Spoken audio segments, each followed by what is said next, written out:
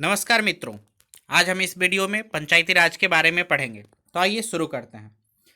Lord Ripon का 1882 ईस्वी का संकल्प स्थानीय स्वशासन के लिए मैग्ना कार्टा का हैसियत रखता है। रिपन को भारत में स्थानीय स्वशासन का पिता कहा जाता है। देखिए, इसमें हम समझेंगे मैग्ना कार्टा। मैग्ना कार्टा का मतलब क्या होता है? मैग्ना कार्टा का मतलब होता है मोस्ट इम्पॉर्टेंट। जैसे मछली के लिए पानी जितना इम्पॉर्टेंट होता है उस उतना ही इम्पॉर्टेंट किसी चीज़ को कहा जाता है, उसको कहते हैं मैग्ना कार्टा। तो देखिए, लॉर्ड रिपन जो है 1882 ईस्वी में एक संकल्प लाते हैं और उस संकल्प के माध्यम से स्थानीय स्वशासन की नींव रखी जाती है। इसीलिए लॉर्ड रिपन को भारत में स्थानीय स्वशासन का पिता कहा जाता है। स्थानीय स्वशासन का पिता कहा जाता है। अब देखिए, इसको याद रखने का तरीका। बेरासी बेरासी, ठीक है। देहाती भाषा में बोलते हैं बेरा देना। बेरा देना मतलब आज़ादी से छोड़ देना। तो मान लीजिए कोई एक तोता है, उस तोते को बेरा दिए मतलब आज़ाद कर दिए, ओपन कर दिए। पिंजरा को क्या कर दिए? ओपन कर दिए। पिंजरा को ओपन कर दिए, रिपन कर दिए 1882। तो रिपन जो थे, लॉर्ड रिपन 1882 ईस्वी में एक संकल्प लाते हैं, एक प्रस्ताव लाते हैं और उस प्रस्ताव के माध्यम से स्थानीय स्वशासन की नींव रखी जाती है। इसीलिए लॉर्ड रिपन को भारत में स्थानीय स्वशासन का पिता कहा जाता है। पंचायती राज व्यवस्था का मूल उद्देश्य विकास की प्रक्रिया में जन भागीदारी को सुनिश्चित करना तथा लोकतांत्रिक विकेंद्रीकरण को बढ़ावा देना है। पंचायती राज का मूल उद्देश्य ये है कि लोगों की भागीदारी बढ़े, लोगों की अपनी स्थानीय स्वशासन में भागीदारी बढ़े, जिससे कि लोकतंत्र का विकेंद्रीकरण हो। जो लोकतांत्रिक शक्तियां हैं उसका विकेंद्रीकरण हो, सारी शक्तियां किसी एक ग्रुप में, किसी एक व्यक्ति में निहित होकर न रह जाए।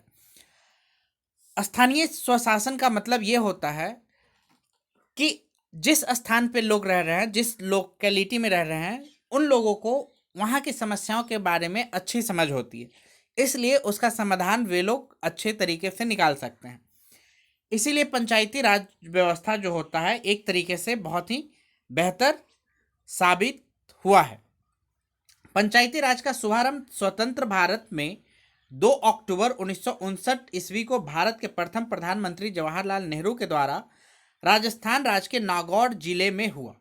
इस बात को याद रखिएगा कि सबसे पहले पंचायती राज का शुभारंभ भारत में 2 अक्टूबर 1959 को हुआ। 2 अक्टूबर 1959। ये देखिए, 2 अक्टूबर किसकी जयंती है? गांधी जी की जयंती है। 2 अक्टूबर गांधी जी की जयंती है। गांधी जी का जन्म 2 अक्टूबर को हुआ था, इसीलिए 2 अक्टूबर को शुभारंभ किया गया। कब किया गया? 1959 में। 59। तो इस तरीके से आप ये याद रख सकते हैं कि उनके पास शर्ट नहीं था। उनके पास शर्ट नहीं था। किनके पास? गांधी जी के पास, ठीक है। धोती पहन के रहते थे। तो 2 अक्टूबर 1959 को पंचायती राज व्यवस्था का शुभारंभ सबसे पहले कहाँ हुआ? राजस्थान राज्य के नागौर जिले में। राजस्थान के नागौर जिले में किया गया। कब किया गया? 2 अक्टूबर 1959 को। इस चीज को याद रखना है। आगे देखिए, 11 अक्टूबर 1959 ईस्वी को पंडित नेहरू ने आंध्र प्रदेश राज्य में पंचायती राज का प्रारंभ किया। पंचायती राज को प्रारंभ किया मतलब शुरुआत किया। कब किया? 11 अक्टूबर 1959। पहले 2 अक्टूबर को किया, फिर उसके बाद उसी महीने में, उसी साल में 11 अक्टूबर को मतलब 9 दिन बाद कहाँ? आंध्र प्रदेश राज्य में पंचायती राज की शुरुआत की गई। तो सबसे पहले 2 जगह पे किया गया, राजस्थान राज्य के नागौर जिले में और 11 अक्टूबर 1959 को आंध्र प्रदेश में। पंचायत को यदि किसी विधि के अधीन पहले ही विघटित नहीं कर दिया जाता है तो उसकी अवधि अपने प्रथम अधिवेशन के लिए नियत तारीख से 5 वर्ष होगी। पंचायत को यदि किसी कानून के माध्यम से या किसी भी तरीके से या उसके कार्यकाल पूरा होने के पहले ही विघटित नहीं कर दिया जाता है, उसे समाप्त नहीं किया जाता है, तो उसका जो कार्यकाल है वो कितने वर्षों की होगी? 5 वर्षों की होगी। तो याद रखना है कि पंचायत की जो कार्यकाल होता है वो 5 वर्ष का होता है। लोकसभा का भी 5 वर्ष का होता है। आगे देखिए, किस आर्टिकल के तहत? आर्टिकल 243 अंग। आर्टिकल 243 अंग के तहत पंचायत का कार्यकाल 5 वर्षों का होता है। यदि किसी पंचायत को समय पूर्व विघटित कर दिया जाता है तो उसका निर्वाचन 6 महीने के भीतर शेष बचे हुए अवधि के लिए कराया जाता है। यदि किसी पंचायत को समय से पूर्व ही विघटित कर दिया गया तो उसका निर्वाचन 6 महीने के अंदर हो जाना चाहिए। उसका इलेक्शन दोबारा 6 महीने के अंदर हो जाना चाहिए और इलेक्शन होने के बाद जो उसके सदस्य होंगे वो शेष बचे हुए अवधि के लिए ही काम करेंगे। जैसे ही वो 5 साल पूरा हो जाएगा फिर से नए सिरे से चुनाव कराया जाएगा। किंतु यदि पंचायत ऐसे समय विघटित किया जाता है जब उसकी अवधि 6 महीने से कम बची हो तो शेष अवधि के लिए निर्वाचन कराना जरूरी नहीं है। लेकिन यदि पंचायत का विघटन ऐसे समय हुआ हो जब उस 6 महीने बाद ही उसका कार्यकाल पूरा होने वाला हो तो ऐसे समय में चुनाव कराना जरूरी नहीं है, चुनाव नहीं कराया जाएगा। जब उसका 6 महीना पूरा हो जाएगा, कार्यकाल पूरा हो जाएगा, उसके बाद चुनाव कराया जाएगा। आर्टिकल 243 च के अनुसार पंचायत का सदस्य बनने के लिए न्यूनतम आयु 21 वर्ष है। आर्टिकल 243 च 243, इस आर्टिकल को याद रखिएगा कि ये पंचायत से संबंधित है, ठीक है। आर्टिकल 243, और ये 243 जो है ये राज्य वित्त आयोग से भी संबंधित है, ठीक है। राज्य वित्त आयोग की जो स्थापना होती है 243 के तहत ही होती है। तो देखिए आर्टिकल 243 च कह रहा है कि आर्टिकल 243 च के अनुसार पंचायत का सदस्य बनने के लिए न्यूनतम आयु कितनी होनी चाहिए? 21 वर्ष। मतलब यदि कोई 21 वर्ष का हो गया है तो वह पंचायत का चुनाव लड़ सकता है। 73वां संविधान संशोधन। 73वां संविधान संशोधन पंचायती राज से संबंधित है। इसके द्वारा संविधान के भाग 9 अनुच्छेद 243 क से न तक कुल 16 अनुच्छेद तथा अनुसूची 11 का प्रावधान किया गया है। तो देखिए 73वां संविधान संशोधन किया गया और जो पंचायती राज व्यवस्था है इसको संवैधानिक दर्जा दिया गया। किस संशोधन के माध्यम से? 73वां संविधान संशोधन के माध्यम से। इसको याद रखिएगा कि 73वां संविधान संशोधन के माध्यम से पंचायती राज को संवैधानिक दर्जा दिया गया। और इसे किस भाग में रखा गया? भाग 9 में। पंचायत को किस में? भाग 9 में। भाग 9, देखिए 9, भाग 9। तो ये जो 9 है, 9 से याद रख सकते हैं पंचायत। देखिए उल्टा पी लिखा गया, क्यों लिखा गया? तो पंचायत तो होगा नहीं, या खाप पंचायत, तो क्यों लिखा जा रहा है ऐसे? ऐसे ये 9, तो 9 क्या हो गया? पंचायत। तो याद रखेगा कि पार्ट 9 में किसको रखा गया है? पंचायत को रखा गया है। और किस आर्टिकल के तहत? आर्टिकल 243। आर्टिकल 243, आर्टिकल 243 उपखंड क से न तक, क से न तक। साथ ही अनुसूची में भी संशोधन किया गया, मतलब अनुसूची जोड़ा गया। और कौन सा अनुसूची जोड़ा गया पंचायत के लिए? 11 नंबर जो अनुसूची है वो पंचायत के लिए जोड़ा गया, ठीक है। और 10वां अनुसूची जो है वो दल बदल के लिए है। आगे देखिए, वर्ष 1986 ईस्वी में गठित LM सिंघवी समिति की सिफारिशों के आधार पर 73वां संविधान संशोधन अधिनियम 1993 के द्वारा पंचायती राज को संवैधानिक दर्जा प्रदान किया गया। देखिए वर्ष 1986 में LM सिंघवी समिति का गठन किया गया। LM सिंघवी समिति का गठन 1986 में सिंघवी LM सिंघवी समिति का, सिंघवी देखिए सिंघवी एस से 86, तो 1986 में LM सिंघवी की सिफारिशों पर 73वां संविधान संशोधन 1993 में किया गया। 73वां संविधान संशोधन कब किया गया? 1993 में। कब किया गया? 1993 में।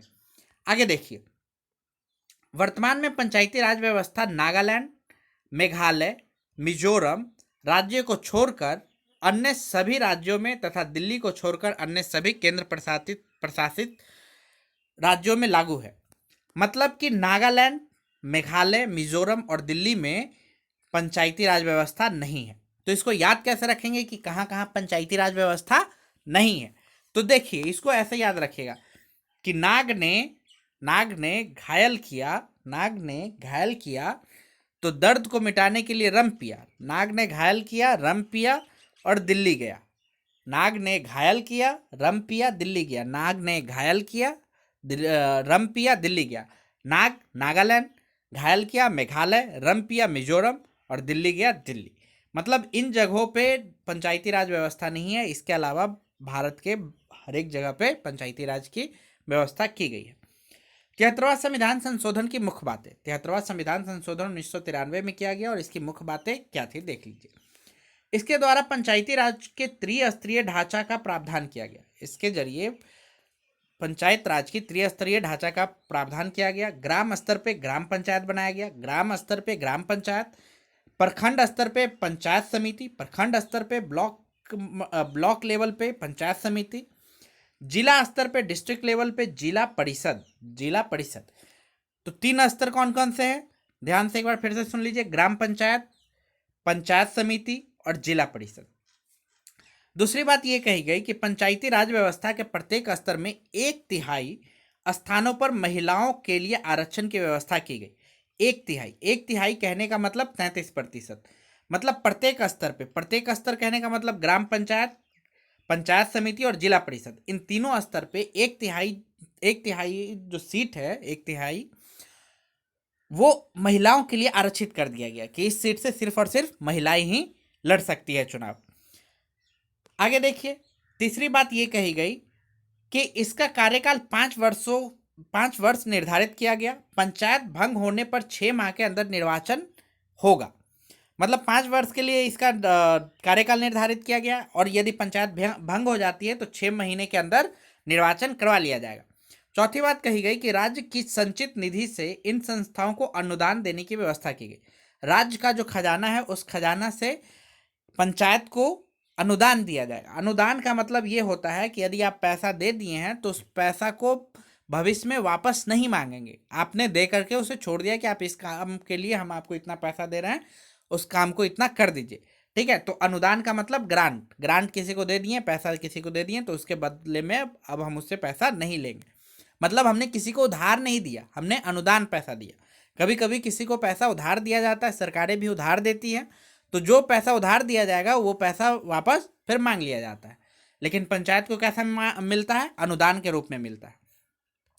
73वां संविधान संशोधन के बाद पंचायती राज अधिनियम का निर्माण करने वाला प्रथम राज्य कर्नाटक था। 73वां संविधान संशोधन 1993 में किया गया, और जैसे ही संविधान में संशोधन किया गया तो सबसे पहले जो कर्नाटक राज्य है उसने अधिनियम बनाया, पंचायत को लेकर के उसने कानून बनाए। कानून का गठन सबसे पहले पंचायत को लेकर कौन किया, कर्नाटक किया 73वां संविधान संशोधन के बाद।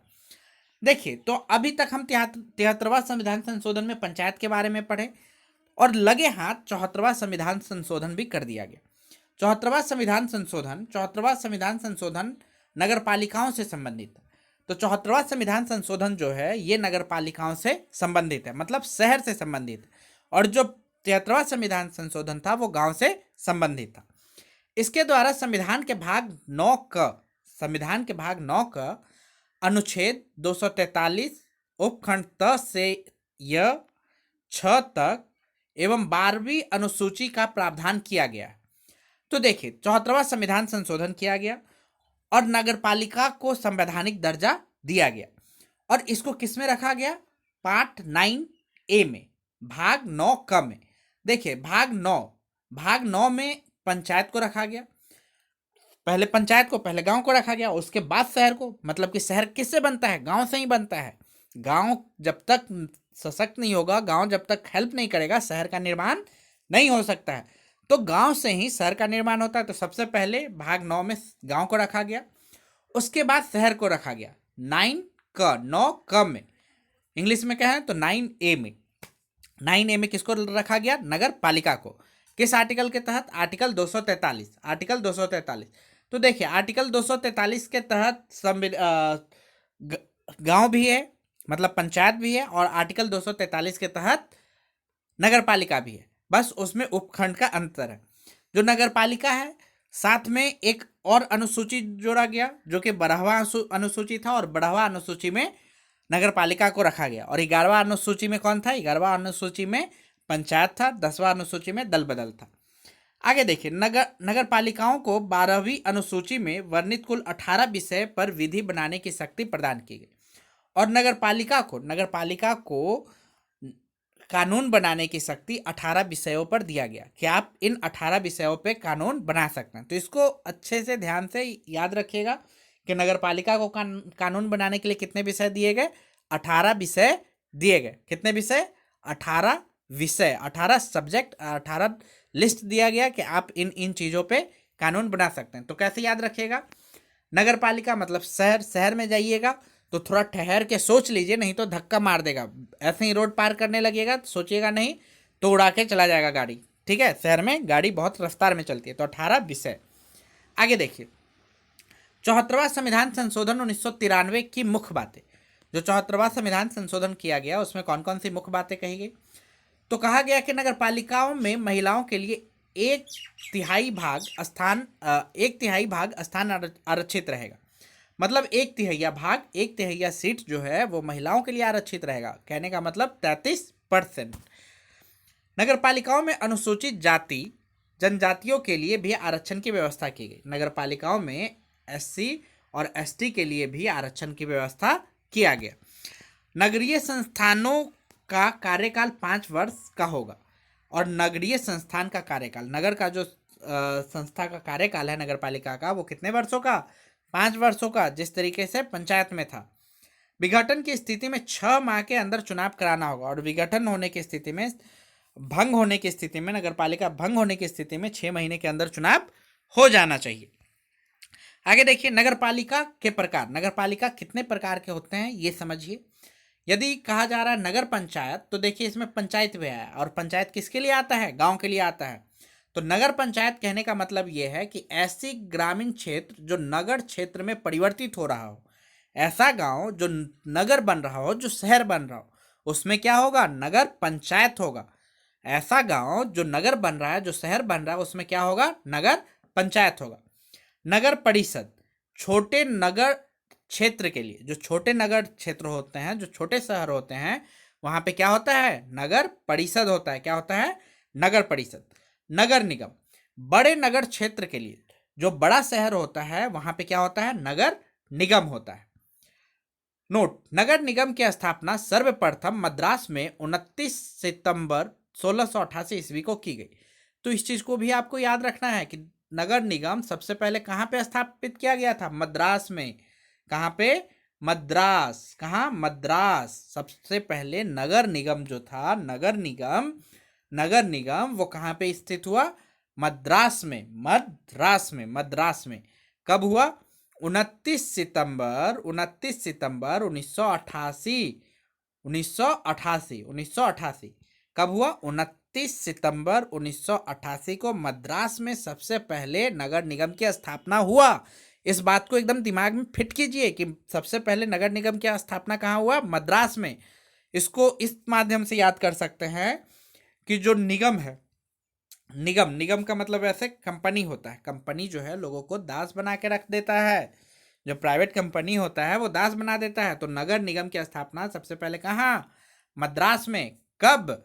29 सितंबर। देख, निगम जो है क्या करता है? सितम ढाता है। 29 सितंबर 1988। ठाए ठाए मार के एकदम दास बना देता है।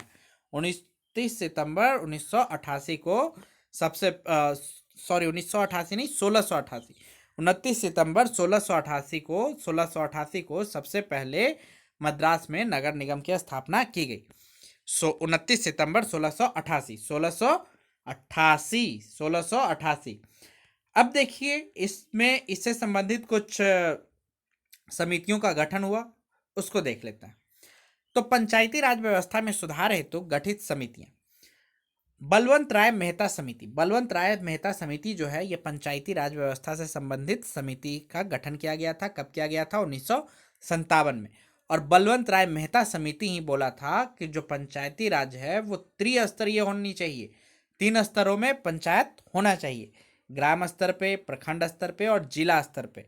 ठीक है, तो इस चीज को याद रखिएगा। ये क्वेश्चन आता है, क्वेश्चन आएगा कि बताइए किस समिति ने त्रिस्तरीय पंचायत की सिफारिश की थी? तो आपको किसमें टिक मारना है? बलवंत राय में। बलवंत राय। देखिए इनके नाम में भी 3 है, बलवंत राय मेहता। और राय वाले और मेहता वाले अधिकांश जो होंगे वो पंचायत से संबंधित होंगे।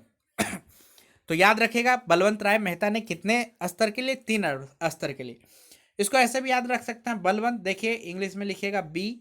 अब इस मान लीजिए कि बीच वाले इस लाइन को अगर आप मिटा दिए तो ये बन गया 3 स्तरीय। तो इस तरीके से आप याद रखिएगा कि बलवंत राय मेहता समिति जो थी 1957 में गठित हुई थी, उसने त्रिस्तरीय पंचायत की सिफारिश की थी। अशोक मेहता समिति, अशोक मेहता समिति, अशोक मेहता समिति जो है 1977 में गठित किया गया। अशोक मेहता समिति 1977 में गठित किया गया। तो ये 1977 में गठित किया गया। तो इन्होंने 2 स्तरीय पंचायत की सिफारिश की। इन्होंने कहा कि पंचायत जो है वो 2 स्तर में ही होना चाहिए। अब देखिए इसको कैसे याद रखेगा कि ये पंचायत से संबंधित है। तो शोक, गांव के लोग ज़्यादा शोक में नहीं रहते हैं, गांव के लोग मस्त मौला रहते हैं और यहाँ के बच्चे भी इतने शोक में नहीं रहते हैं। ठीक है, तो इससे बन गया अशोक, अशोक मतलब नहीं रहते हैं। ठीक है, हम किसी चीज़ में अ लगा देते हैं तो नहीं हो जाता है ना। तो इसी तरीके से तोड़ मरोड़ के किसी तरीके से याद कर लीजिए कि अशोक मेहता समिति 1977 में गठित की गई और ये पंचायती राज व्यवस्था से संबंधित है और इसने सिफारिश दी 2 स्तरीय पंचायत की। ठीक है, एक तो वैसे याद रख सकते हैं, अगर एक ऊपर वाला याद हो गया बलवंत राय मेहता, तो देखिए मेहता आया, अशोक मेहता, तो यह पंचायती राज व्यवस्था से संबंधित है। अगला देखिए पीवीके राय, पीवीके राय समिति 1985 में गठित किया गया। पीवीके राय समिति 1985 में गठित किया गया और ये पीवीके राय समिति जो था ये भी पंचायती राज व्यवस्था से संबंधित था। तो देखिए यहाँ पे राय आ रहा है बलवंत राय, तो ये जो राय जी हैं ये भी किस में चले गए, पंचायती राज व्यवस्था में। कौन, पीवीके राय, पीवीके राय समिति 1985, पी के एकदम 50 गया, 85 हो गया। ठीक है, अगला है एलएम सिंधवी समिति, एलएम सिंधवी समिति, इसका गठन 1986 में हुआ। ठीक है, एक बार ये पहले भी आ गया है, एलएम सिंधवी, सिंधवी समिति 1986 में, एस से सिंधवी। तो एलएम सिंधवी समिति 1986 में गठित हुआ और इसने 4 स्तरीय पंचायत की व्यवस्था का सिफारिश किया था और एलएम सिंधवी समिति की ही सिफारिश पे 73वां और 74वां संविधान संशोधन 1993 में किया गया। 64वां संविधान संशोधन 1989, 64वां संविधान संशोधन 1989 में किया गया और ये जो 64वां संविधान संशोधन था ये किससे संबंधित था, पंचायती राज व्यवस्था से। तो इसको याद रखिए कि 64वां 64वां 64वां 64 64 64वां 64वां 64वां 64वां, हमरा में 60वां तो हम उड़ा देबू। 64वां संविधान संशोधन 1989 में किया गया और ये पंचायती राज व्यवस्था से संबंधित है। बस इतनी बात याद रखनी है आपको कि 64वां संविधान संशोधन 1989 में किया गया और ये पंचायती राज व्यवस्था से संबंधित है। 73वां संविधान संशोधन 1993 में किया गया और ये पंचायती राज व्यवस्था से संबंधित है। तो इसको एकदम याद रखिएगा, दिमाग में फिट कर लीजिए कि 73वां संविधान संशोधन, 74वां संविधान संशोधन और ये 64वां संविधान संशोधन किससे संबंधित है, पंचायती राज व्यवस्था से। यदि वीडियो आपको अच्छा लगता है तो लाइक करें, सब्सक्राइब करें, शेयर करें और ऐसे ही वीडियो को देखने के लिए और कोई सुझाव हो तो कमेंट भी करें। Thank you.